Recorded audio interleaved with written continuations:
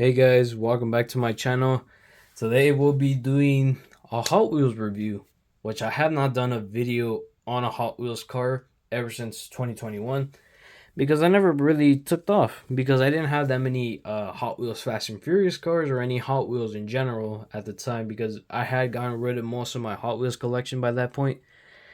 And I kind of stepped away with Hot Wheels, but with Fast and Furious, it brought me back to the Hot Wheels collection game. But even though I only collect a little bit, it ain't compared to my Disney Cars collection now.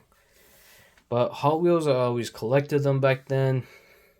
I didn't really collect any Disney cars because my mom didn't let me get them, and also Hot Wheels were way cheaper back then than how much they cost now. I remember they were like, I think they were like 94 cents back in the day, which was cheap as heck.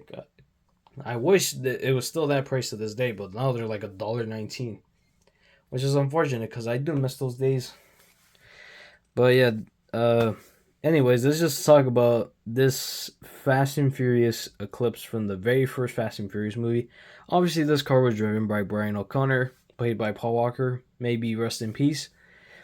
But this car is my favorite car out of the franchise. Not gonna lie, I really love this car a lot in the movie, and it kind of saddens me a lot that he not only Brian lost the race, he lost his car, which was this car right here, and to hit the nail in the coffin, his car they end up blowing up this his car by Johnny Tran. Johnny Tran blew up this car. It was very sad. I'll put some pictures on the screen of the car in the movie. Obviously, if you have not seen the Fast and the Furious, go watch that movie. I'm not trying to spoil it here, but even though the trailers did really spoil that movie a lot, but I would definitely recommend you go watch that movie. That movie is a very good movie, even though it's not one of the best movies out there, but it's a very good time. But honestly, we're going to talk about this Eclipse and its releases in the Fast and Furious line. So he was originally this car was released back in 2019 in the original Fast and Furious premium line. Obviously, that car had one of the worst 5-spoke wheels that Hot Wheels has ever made. I didn't really like it at the time. Even though it was the Eclipse, I just didn't really like it. Eventually, Hot Wheels fixed this mistake and released the car again in 2021 in the Fast Stars Hot Wheels Premium Fast and Furious line, and that one was definitely the superior one. Obviously, Hot Wheels re-released this car in 2022 in another line which is never named, but yeah, I'm gonna show you pictures of the releases, and obviously his recent release of this Eclipse was in 2023 in the Hot Wheels Basic Fast and Furious Basic line, which was basically its own line, but these were more basic instead of the premium stuff, and that's where I got mine. I actually found one Eclipse. I only found one of these at Walmart, but I didn't pick them up, and I do regret not picking it up because I had to go on eBay and pay for like $12 for this car. Which nowadays, now this car costs way more than it was maybe a year or two ago when it was more cheaper. So obviously, let's just get on to the review. So obviously, in the movie, well, in the Fast and the Furious, for the first one, they actually rented this car. The guy who owned this car, unfortunately, he passed away in October 1st, 2020. I remember that day. Very sad day. But the original owner of this car was John Lapid. And he originally, well, his parents bought this car for him in 1998 or maybe 1997, either of the two. And when he got this car, he immediately modified it. Originally, the color was forest green, and then he eventually painted a Mercedes silver and included the RoboCar kit.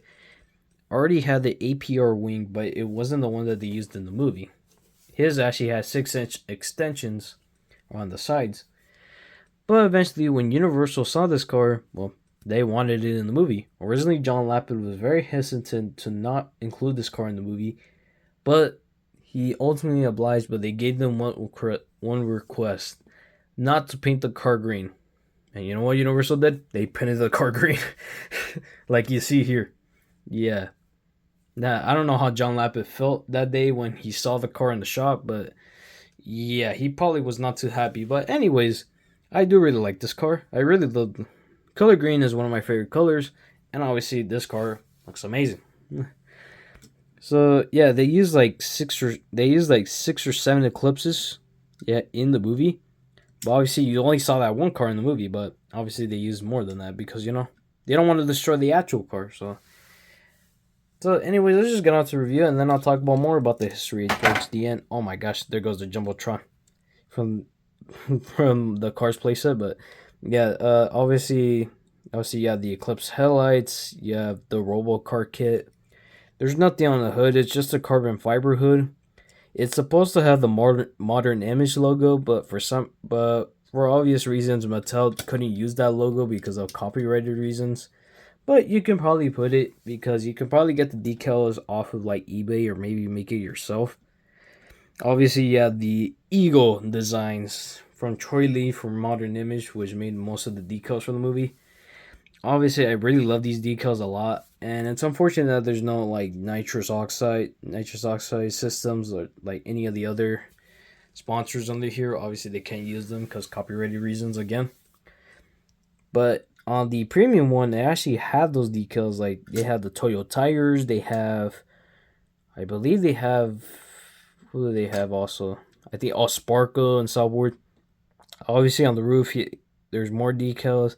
It's supposed to have nitrous oxide, and you obviously have that APR. You obviously have the GT racing roof scoop right there, which was not functional. That thing actually was just more of an air dam than anything else. Obviously, the same decals on the other side.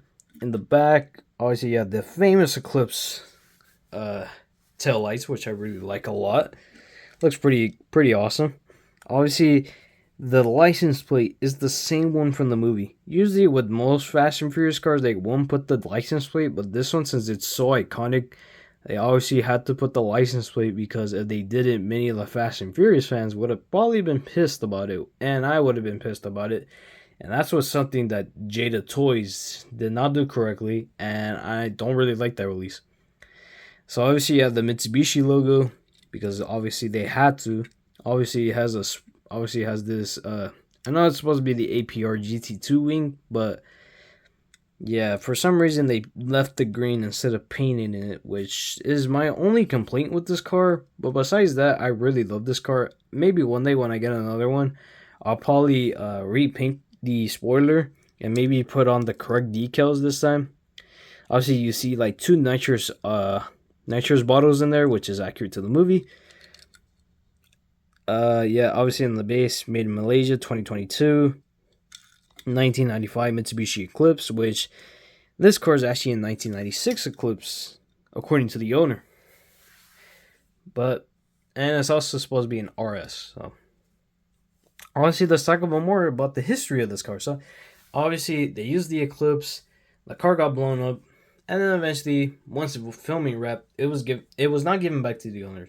Universal actually had to keep it for a couple of months because it was actually raining, and they didn't want to have any of the water going inside the roof scoop. So they had to keep it in there, and then eventually, somebody wanted to buy this car, and you know who it was? George Barris himself. If you don't know that name, you probably do know his work. He worked on the Ecto 1 car from Ghostbusters, that car. He worked on the Batmobile car from the 1966 Adam West Batman show. He worked on the Back to the Future DeLorean. He worked on many other iconic cars that you probably have seen in movies before.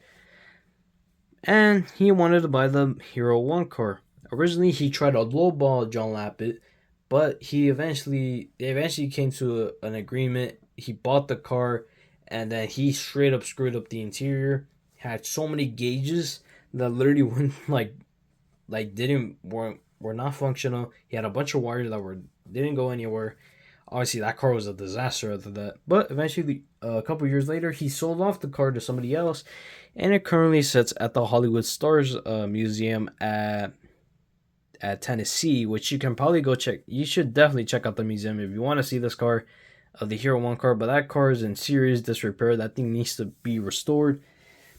Now, for the other cars, well, one of the cars, the Hero 2 car, was sold to also George Barris, which he also screwed up that car. But now that car is currently sitting in the Netherlands. You should probably go check out the Instagram uh, account. I think it was Fast GNL. I'll probably leave a link in the description. You can check out the Hero 1 car, a brand Supra, and many of the other cars that he owns from the first two movies. And he eventually got that car.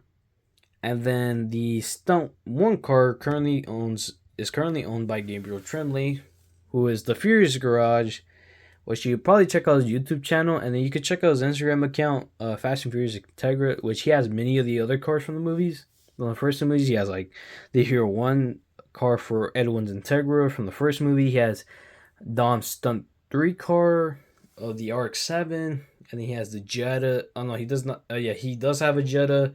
He has the Civic from the first movie. He has one of the last remaining high Civics. You should probably check out his Instagram, which is Fast and Furious Integra. You should probably check him out. But yeah, he owned one of them. Stunt number 2 car.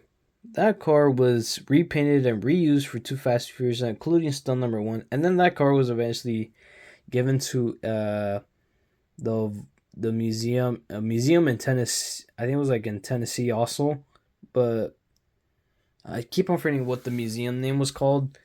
But you should probably go check it out. But yeah, that car has not been restored since Too Fast and Furious. And the Eclipse, that car, you can actually check out a video on that car, because originally it was supposed to be sold to somebody else, but somebody ruined the contract and those cars were no longer for sale, and then they eventually went on to auction, and that car is currently sitting at a museum in Las Vegas. You can see pictures of it online of that car, and that car's never been restored ever since. And yeah, that thing has just fallen to disrepair at that point.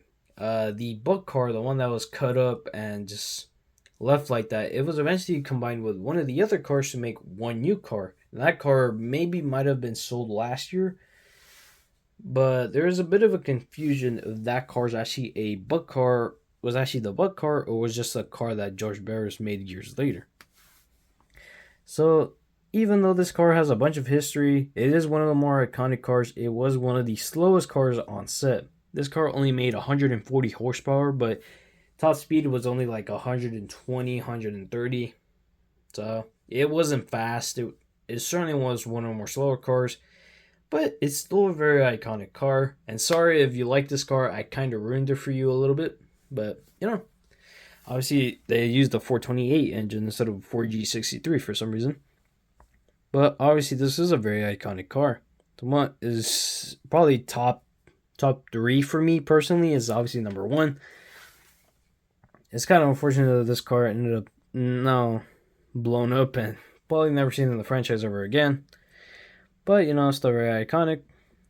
But I hope you guys did enjoy this video. I know this was a bunch about like the history of the car instead of the actual review, but I wanted to talk about more about the history. You should probably check out Craig Lieberman, who was the technical advisor of the first two movies. You should probably go check out his YouTube channel and his Instagram, which are Craig Lieberman. Go check it out. I'm not paid to like sponsor him. I should really like watching his videos a lot, because I'm a big Fast and Furious fan, and obviously he knows about more than I do probably, like the behind the scenes and so forth, because he worked on the movies. Well, he worked as like technical advisor, so obviously he knows more than I do. And I hope when they actually do get to meet him in person, or maybe do like an interview, because I actually do really like his channel a lot. But anyways, yeah, that's all it for this review. Thank you guys all for watching. I hope you guys do like these reviews. If you don't, then just tell me like, I don't want to see these videos anymore. But yeah, this is something that I really want to expand to. Maybe make more of these videos, because I have more Fast and Furious cars in the back and many more Hot Wheels that I can review. You see that in the background? But yeah, anyways, thank you guys all for watching. See you guys in the next video. Alright, bye.